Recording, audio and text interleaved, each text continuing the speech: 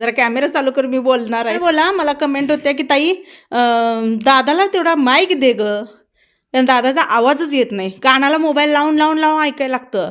तर सर्व ताईंना नमस्कार, लहानांना आशीर्वाद, मोठ्यांना साष्टांग नमस्कार. हा मुमरासनी खूप सारं प्रेम. काल खूप हसलो मी. का हसलो सांगतो तुम्हाला. तर मी मोबाईल उघडायला आणि समोर 2 कमेंट आल्या. काय मी कमेंट वाचतो करू, आणि कमेंट आल्या की दादा तुम्ही नसला की ताई कचाचा फुलं काढती काय, आणि तुम्ही आहे म्हणून आता ती सीझर घेतली काय, कात्री घेऊन हळूहळू आणि विचारून कापते काय. 2 ताईंच्या कमेंट दोन्ही पण हायलाइट झाल्या. दोन्ही पण हायलाइट झाल्या. तर खरं आहे, माझ्या मनात आलतं तुमची कमेंट वाचायची अधुरी ना, माझ्या मनात आलतं कारण मी व्हिडिओ बघतच होतो.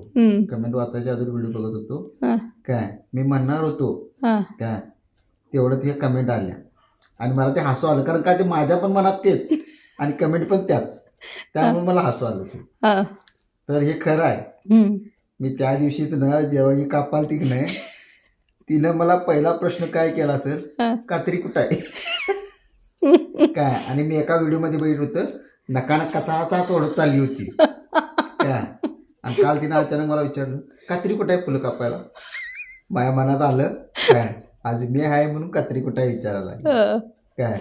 म्हणजे बघा आपल्या ताई पण किती आवडीने व्हिडिओ म्हणजे पूर्ण व्यवस्थित बघतात. आणि तुझ्या काही खोडी पण आहेत त्या खोडी तर बघा, आता 4 वर्ष झालं मला ताई बघतात. आपण तर डेली लाईफ दाखवतो जे आहे ते ओरिजिनल, त्यामुळे काही जणींचा माझा स्वभाव काही जणींना कळलाच की कॅमेरा पुढं मला लय गोड गोड बोलते काय. कॅमेरा बंद झाला की वाच वाच वाच वाच, ते हे नसते तर कुत्री कशी भांडतात वा वा वा तसं करते. ओके, लक्षात घ्या. ते आता मला सांगा दादाची किती हाल आहे. ऐका, ज्या ताई आता 4 वर्ष व्हिडिओ बघतात त्यांना ते पटेल का न पटेल. पटणार की, दादांनी सांगितलं म्हटलं पटणार. दादा काय पण सांगत सुटील, काय पण कसं सांग, ऐकून घेतो म्हणून तर गप आहे. मग मी ऐकून घेतोय म्हणून तर असं आहे. असा म्हणजे काय, काही जे लोक मला ओळखत असतील ना त्यांना चांगलं माहिती आहे की मी कसा होतो किंवा माझा स्वभाव किती तापट आहे काय. हे तू तशा तुझ्या वागण्यानंतर मी शांत आलोय, तेव्हा सामंजस्य मला वाढलाय.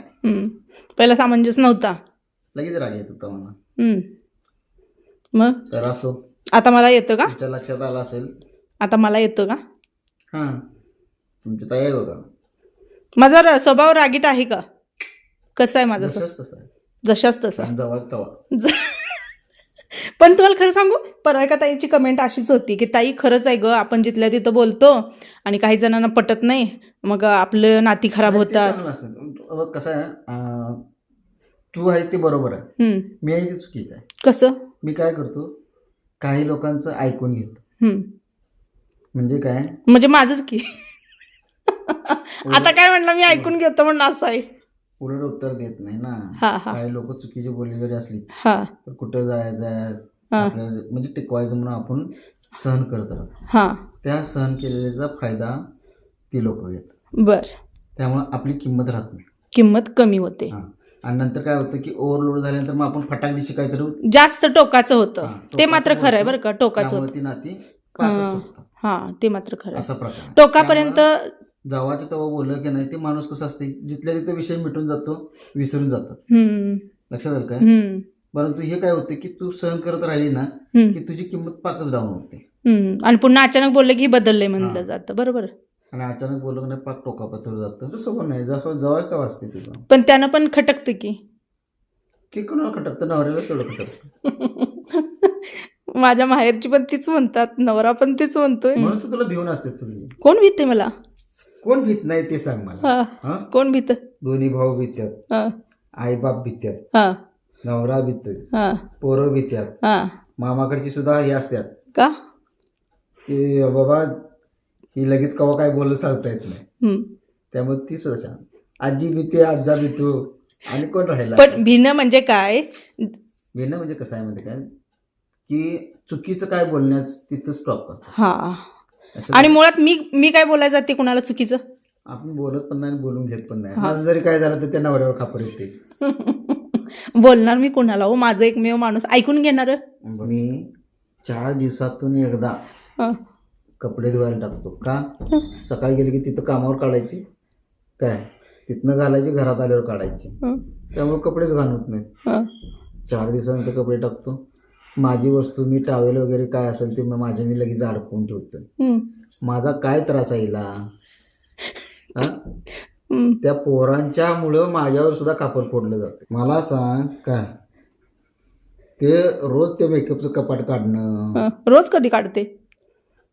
पुढे बोला. वर जाईल तेव्हा तिथे ते त्यात मेकअपच्या कपाट्याला आणि यालाच कपाटलेले असते. पोरं सगळी इस्कुटून रोज सकाळी लावून टाकून जातात, ते ठेवावं लागतं ना. करायचं तर आमच्या नावाने तेवढं बोलतो नको. फोड लागल्या का आपली ती साफ करते, खाली ते आमच्या नावाने दंगा करायचा करते. माझ्या बायकोनं कसं आहे माहिती आहे का, जिथं स्वच्छ आहे तिथलं गप बसावं, जिथं अस्वच्छता आहे तेवढंच करावं. काय ह्याकडं कसं स्वेज लावली की त्याकडे पत्र नाही, उगाच राबायचं, ते सगळं काढायचं, तिथं धूळ असून नसं पुसायचं, परत तिथे ठेवायचं. काय आणि संध्याकाळी नवरा कामावर नाही टकतो, माझं पाय दुखाले, माझं आमकच दुखाले, माझं तेच झाले. हा किती करू पसारा घालतात. अरे तू तिथलं आहे तेवढं कर की, ह्याकडे ना त्याकडे कोणी शेज लावायचं का? कपात धरत्या पात माग राहिली म्हणाला, मग ते पाय दुखणारच की. आज गेलेलं असते, उद्या पण तिथंच जाते, परवा पण बघितलं तर तिथंच असते. काय गरज लागली? तुम्ही मला शिकवा घरातलं काम आता. हा आणि हे वर आणि असं सांगाय गेलं तुम्ही मला शिकवताय काय? हा आणि वर आणलं त्या पोरासनी वरडू, ते पोराचं करते ते मी काय त्याला हे म्हणणार नाही बाबा, आपण तिथं पडणार नाही मध्ये. ती करत्यात अगोपण, ती करत्यात पसारा त्यांना, त्या नवऱ्यावर आणि खापर पुडती की नाही ते मला पटत नाही. मी आपला गरीब माणूस, हा गरीब माणूस, आंघोळ माझं मी करतो, दिल ते गप खातो. कधी म्हणतो असंच झाले का तसंच झाले का, मी कधी उलट बोलत नाही, मी कधी उलट बोलत मी नाही. चांगल्या पद्धतीने नांदतो. मी चांगल्या पद्धतीनं नांदतो. म्हणजे आता म्हणा मी बायकोपाशी नांदतो. हा हे मात्र खरं आहे. काय खरं लाखातला एक शब्द बोललीस. काय मी बायकोपाशी गप गुन्हा गोविंदानं नांदतो. हॅलो नमस्कार, मी सोनाली. सर्वांचं मनापासून स्वागत आहे. सर्वांना श्री स्वामी समर्थ. सगळ्या जणी कशा आहात? कालच्या व्हिडिओला दिलेल्या प्रेमासाठी, केलेल्या कमेंटसाठी, लाईकसाठी खूप मनापासून तुमचे आभारी आहे. तुम्ही तुमच्या दादाचं बोलणं ऐकलं असेल तर सगळ्या नवऱ्यांचं असंच म्हणणं आहे की आम्हीच बायकोजवळ नांदतो. कारण आता दिवस पण सगळे म्हणजे हे झालेले आहेत, म्हणजे दिवस सगळे उलटे यायला लागलेले आहेत. असो, हा सगळा चेष्टेचा विषय झाला. मला वाटतं की असं कधीच होऊ शकत नाही. आपणच नवऱ्यांजवळ नांदतो, नवरे कधी नांदतील असं होणारच नाही.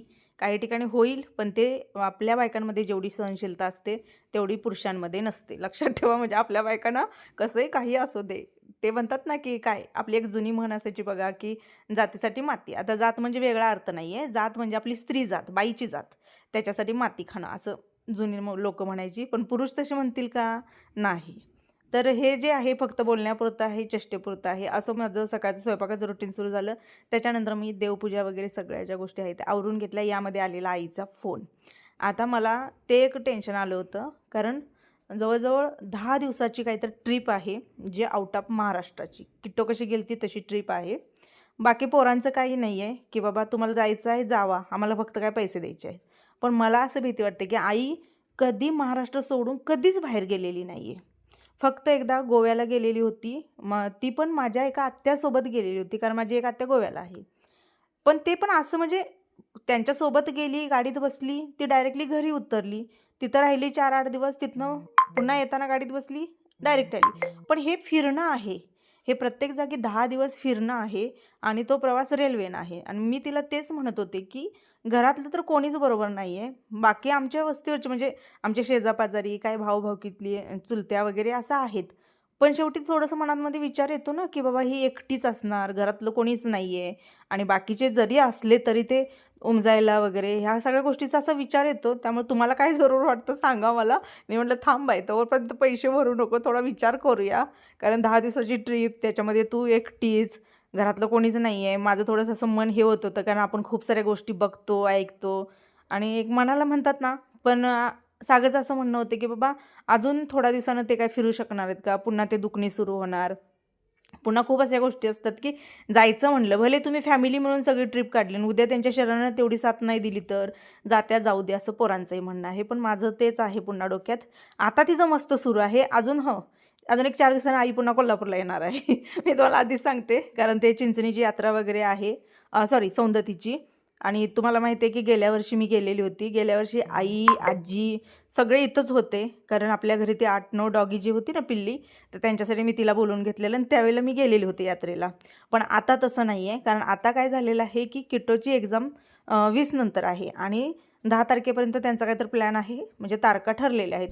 तोपर्यंत ती आता चिंचणीला गेलेली आहे, त्याच्यानंतर पंढरपूरला गेली. तिचं मस्त आपलं फिरायचं सुरू आहे, बिनधास्त फिरते बाबा. मी अजून एकटी कुठं जायला विचार करते, पण ती काही नाही आहे, निवांत. आणि त्यात कसं आहे ना की तिच्या काही मैत्रिणी आहेत, म्हणजे आमच्या भाऊभाऊकीतल्या चुलत्या मालत्या मैत्रिणी आहेत, ते आपले निवांत राहते, जाते. पण ते जवळच्या जवळ ठीक आहे. बाहेरचं असं थोडंसं मला पण जरूर सजेशन द्या ताई ना, ज्या कोणी जाऊन आलेले आहेत किंवा ज्यांच्या घरातले पॅरेंट्स अशा पद्धतीने एकटे जाऊन आलेले आहेत, त्यांनी थोडंसं मार्गदर्शन करावं. बाकी ही तर काय आहे बिंदास, तिला वाटतं घेतल्यासारखं सगळं तिथं असेल. मी किती काळजी घेते बघा, मी किती काळजी घेते. हे काय झाडांचा कचरा? हा, झाडांचा कचरा का खत होतो का ते? हे बघा, खत होतो ती. हे कचरा, हा, हे पानाचा कचरा हा, आणि कंपोस्ट खत आणायचं. हा, कंपोस्ट खत एक, हे 3 मिक्स करून झाड लावणार. हा, मुळ्या पसरायला टाक, म्हणजे हे मिळतं, बळ मिळतो, हा हा, भुसभुशीत राहतं, मुळ्या पसरतात व्यवस्थित. इकडं निवडणूक आता जिल्हा परिषद. होय, निवडणूक आल्या. होय, आरू इकडे जाऊन खेळतोय. ही सुट्टी म्हणलं ना, नुसतं पोरं बॅट बॉल. कुठे गेला आरू? काय दिसे ना बाई यात मला. हाय हाय, हे बघा येत आहे आरू. नाही, माझा आवाजच जात नाही.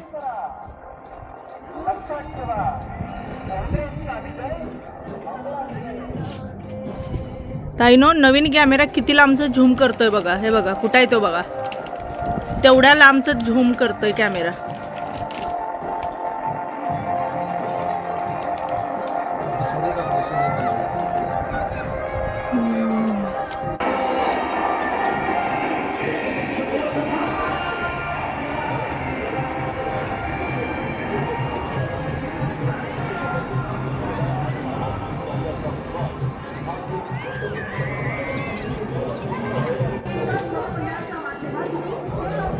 ओ, इथं हे झाड आले ना? ओ, हे झाड इथं आलं ना? आपल्या बिया बिया चालय ते. आणि ह्याला काय झालंय? पिवळं पडले का? हे असंच असते पिवळं? हा. ॲलोवेरा घेऊ का कट करून? मला तोंडाला लावायला. कशाला लावल्या मग? तोंडाला लावायला गेल्या, काढल्या. हा, तर घे, जुन असेल ते खालचं काढायचं. मला काय कळत नाही, काढून द्या. हे घे, तळातली पण घ्यायचं. हा हा हा हा, आपलं ह्याचं या की ना, कट्टर घेऊन ये, हा. कट्टर गच्च्यातनं काढायचं. तर ॲलोवेरा आल्या. ज्या ताईने मला कमेंट केलेली होती की ताई आम्हाला ना दादा झाड लावताना थोडंसं डिटेल्समध्ये दाखव, तर आता मी तुम्हाला दाखवलेलं आहे बघा. माती आहे, त्याच्यामध्ये थोडासा भुसा घातलेला आहे, गांडूळ खत आहे आणि अजून एक खत आहे. ते खत एवढं सगळं मिक्स, तो आणि तो कचरा, पाला पाचोळा वगैरे, याच्यामध्ये वाळलेलं जे शेण असतं ना, ते शेणसुद्धा तुम्ही मिक्स करू शकता. सगळं एकत्र मिक्स करत, म्हणजे असं सगळे ॲड केले आणि पटकन असं कालवलेलं टाकले. असं तुमच्या लक्षात आलं असेल की बघा ते किती कालवतात. एक झाड लावायला ना अर्धा तास म्हणजे घेतात तुमचे दादा एवढ्यापर्यंत. आणि हा जो भुसा आहे ना, याला कोंडा म्हटला जातो. तर तो तुम्हाला जर मिळत असेल तर जरूर घाला. म्हणजे त्यांना मी विचारलं ते तुम्ही का घालता, तर त्यांचं असं म्हणणं आहे दादांचं की मुळ्या ज्या आहेत ना, फास्ट स्पीडमध्ये खाली पसरल्या जातात. कारण का, त्या भुशामुळे थोडंसं ते भुसभुशीत राहतं आणि त्याच्यामुळे ना आतल्या आत मुळ्या वाढायला म्हणजे वेग मिळतो. आणि ती मुळी वाढली की बघा खाली पण वाढणं तेवढं गरजेचं आहे, तेव्हा कुठे झाड वरती वाढतं. बाकी फुलांसाठी जर बघायला गेलं तर अजून एक आता खत आणलेलं आहे, ते खत घालेन. त्याचा रिव्ह्यू कसा आहे काय आहे तुम्हाला देईन. आता दादानी भरपूर सारे ट्राय करून काही झाडं मारून पण टाकलेले आहेत, पण शेवटी म्हणजे आपल्याला कसं कळणार मग चांगलं कुठलं आणि वाईट कुठलं. अजून एक गोष्ट लक्षात ठेवा, तुम्ही ज्यावेळेला कधीही झाडं अशा पद्धतीने रोपं आणचाल तर ह्या आतमध्ये एक बघा बारीक अशी कुंडी आहे, दादा दाखवतात. ही जी कुंडी आहे ना, ही कुंडी जरूर काढा, कारण झाड न वाढण्याचं कारण जे आहे ते ह्या छोट्या कुंड्या आहेत. हे आतमध्ये असं आपण काय करतो, हे असंच आणतो, हा असाच गट्टा आपण म्हणजे कुंडीमध्ये लावतो. आपल्याला काय वाटतं की काय वाढत नाही, काय फॉल्ट आहे. तर सध्या ना अशा पद्धतीने ते छोटी छोटी रोपं लावतात ना, तर ह्या एकदम छोट्या छोट्या ज्या प्लास्टिकच्या कुंड्या आहेत ना त्या आतमध्ये ते टाकतात. त्यामुळे झाड मोठं जसं होईल ना तसं ते मुळ्या पसरलं जात नाही, मग त्या वाढ होत नाही. हे सगळी कारणं जी आहेत ना ती इथं आहेत. हे आता तुम्हाला मी खास दाखवायसाठीच थांबले होते, कारण खूप साऱ्या ताईंचं म्हणणं असंच असतं की बाबा काय करतात ते थोडं दाखवत चला तर त्यांच्यासाठी दाखवेन. हे अशा पद्धतीनं कट करून काढायचं, बाकी काही करायचं नाही. अन्यथा सगळी जर माती फोडायला गेला तर सगळ्या मुळ्या तुटून जातील. त्यापेक्षा एखाद्या कटरनं अशा पद्धतीनं काढून टाकायचं. असं चला आता त्यांचं सुरू होतं. वरती काय काय झाडं लावायचं, ते एक झाड लावलेलं तुम्हाला मी दाखवलेलं आहे. अशा पद्धतीनं लावतात. त्याच्यानंतर मग बाहेर त्यांचं काय तर काम होतं ते गेले होते आणि किट्टोची फरमाईश होती की आज कचोरी खायची आहे. मग कोण कचोरीवाले आहेत, कोण समोसेवाले आहेत. आर्यन कचोरी अजिबात खात नाही, त्याला आवडत नाही आहे. त्याच्यासाठी समोसा वगैरे आणलेला होता. चला ह्या व्हिडिओचा मी इथं सेंड करते. व्हिडिओ आवडला असेल तर लाईक करा. सर्वांना श्री स्वामी समर्थ.